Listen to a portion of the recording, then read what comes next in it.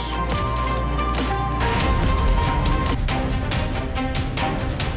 Mga kasama, sa detalye ng ating mga balita, unahin natin ang report. May kinalaman ito sa 4 na mga minor de edad patay matapos pagbabarili ng armadong grupo doon naman sa lugar ng Matalam, North Cotabato. Mula sa Remin, Cotabato, may detalye, Rajuman Jul Di Bapalao. RMN Live Report.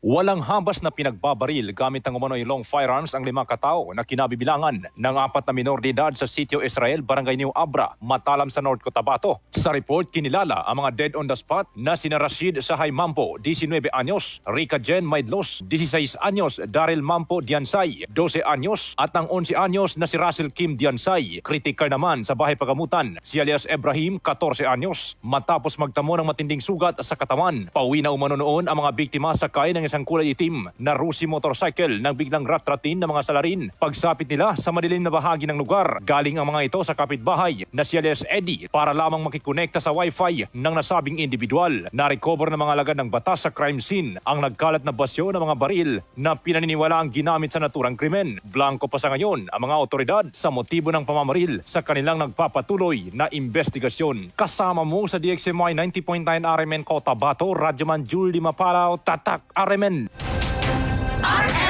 Network News.